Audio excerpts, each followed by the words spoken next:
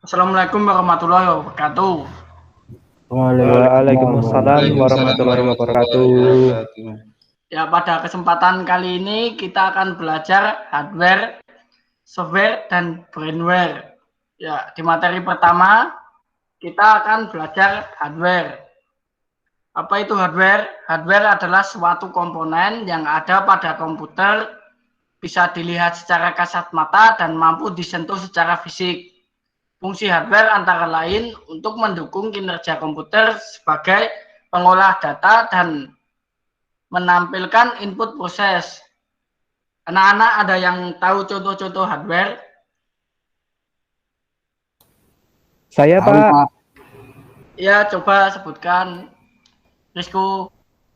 Oke, kalau contoh hardware, kalau dari perangkat input itu ada apa ya Pak? Itu namanya ya scanner Pak. Namanya scanner sama keyboard. Itu Pak. Ya benar. Ya, Firman, ada lagi? Ada. Contohnya yaitu monitor, terus mouse, keyboard, speaker. Itu, Pak. Ya, 100 buat Firman. Terima kasih, Rizku. Ya, saya akan lanjutkan materinya. Inilah beberapa contoh hardware beserta fungsinya.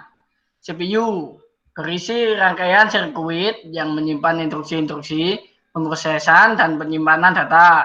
Monitor merupakan alat yang mampu menampilkan teks maupun gambar dari data yang sedang diproses dalam CPU. Keyboard merupakan alat untuk memasukkan data maupun perintah ke CPU. Biasanya terdiri atas rangkaian huruf, angka, dan tombol fungsi lainnya. Mouse merupakan alat bantu untuk memberikan perintah dalam memproses data atau mengedit data. Harddisk merupakan alat untuk menyimpan data dalam kapasitas besar yang dilapisi secara magnetis.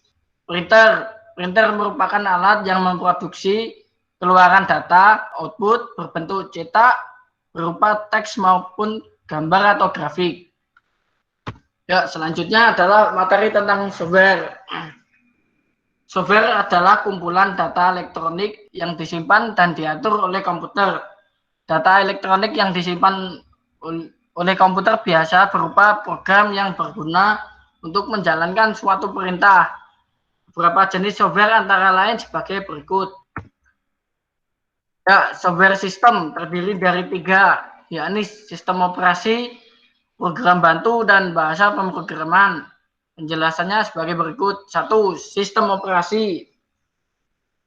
Sistem operasi merupakan perangkat lunak yang menjembatani penggunaan pengguna dan perangkat keras. Contoh sistem operasi yang sering digunakan adalah Windows, DOS, Linux, dan lain sebagainya. Tapi kenyataannya yang biasanya dipakai hanya Windows dan Linux, tahu saya. Ya, kita lanjutkan. Program bantu atau utility. Program bantu merupakan suatu program yang berfungsi untuk membantu sistem operasi.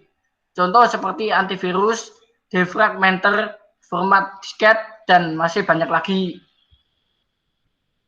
Bahasa pemrograman. Bahasa pemrograman merupakan suatu aplikasi yang berguna mengkonversi perhitungan yang bersifat matematis menjadi suatu aplikasi. Sebagai contoh, bahasa pemrograman PHP, Java, C++, dan sebagainya.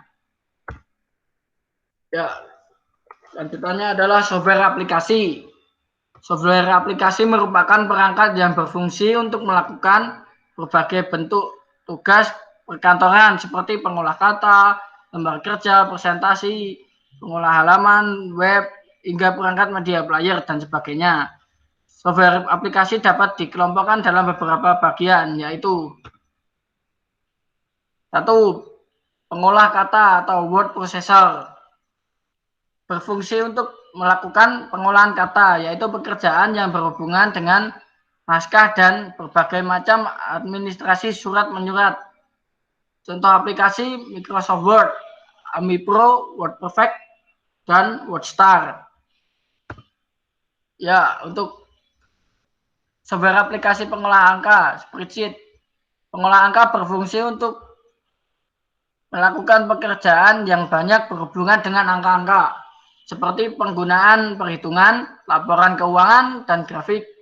Contoh aplikasi Microsoft Excel, Symfony, SuperCalc, Lotus 123, dan Quattro Pro. Software aplikasi pengolah data atau database berfungsi untuk melakukan pengolahan data, baik berupa angka atau gabungan angka dan kata. Contoh aplikasi Microsoft Access, DBase, Foxbase, FoxPro, Clipper, Paradox, dan lain sebagainya. Selanjutnya adalah multimedia. Software ini digunakan untuk memutar musik, menonton film yang menampilkan gambar maupun audio. Contoh aplikasi Winamp, Audio Pro, Real Player, Sync, Zetadio, dan masih banyak lagi.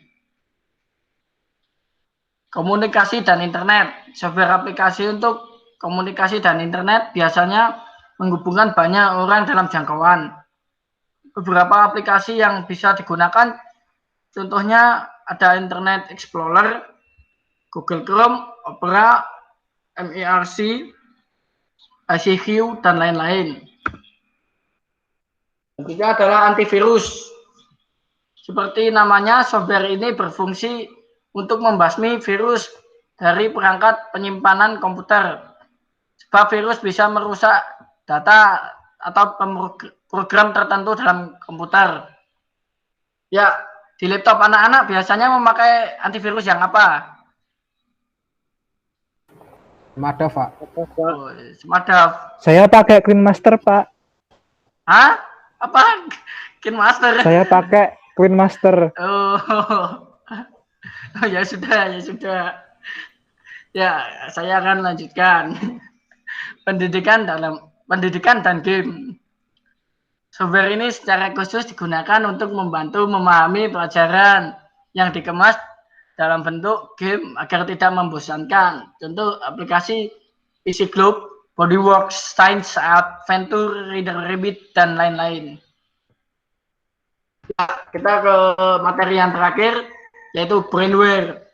Istilah brainware memang tak terlalu familiar seperti software dan hardware.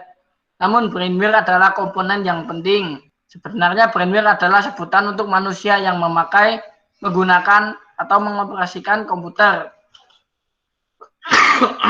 Tanpa adanya pengguna, komputer tentu saja tidak akan pernah bisa dijalankan. Beberapa contoh brainware antara lain, satu, programmer, yakni orang yang membuat dan mempersiapkan program-program yang diperlukan dalam komputer. Dua, administrator, yakni orang yang bertugas untuk mengelola sistem operasi dan program yang berjalan pada jaringan komputer. Tiga, operator, yaitu orang yang bertugas melayani dan menjalankan sistem yang berhubungan dengan perangkat komputer. Mungkin masih ada yang mau ditanyakan? Saya dulu, Pak. Ya. Oke, Pak, kan di sini kita sedang menjalankan PPKM atau social distancing ya, Pak. Nah, kira-kira ada nggak software yang bisa digunakan untuk kita berdakwah online? Karena dakwah yang secara offline itu sekarang sudah dilarang, Pak. Oke, Pak, bisa, itu, Pak. Bisa, Mas. Kita bisa, kan kita punya sosial media juga. Kita bisa lewat IG, kamu bisa bikin konten seperti konten agama, bisa dakwah di situ. Lalu kita bisa buat YouTube, ataukah kita bisa nonton video bareng itu yang apa? Pengajian di Google Meet ataupun Zoom. Ya, sudah. Paham, Pak, paham. Oh, ya. Ada yang lain? Saya, Pak, mau bertanya. Ya. Apa yang menjadi pembeda khas dari perangkat keras dan perangkat lunak, Pak? Oh, kalau perangkat keras itu biasanya bisa disentuh. Nah, kalau perangkat lunak kan hanya sistem yang berada di dalam komputernya. Kalau keras kan bisa seperti keyboard atau monitor kan bisa kalian sentuh gitu loh. Kalau gitu pertemuan kali ini kita akhiri. Terima kasih atas waktunya anak-anak. Wassalamualaikum warahmatullahi wabarakatuh. Waalaikumsalam. Waalaikumsalam warahmatullahi wabarakatuh.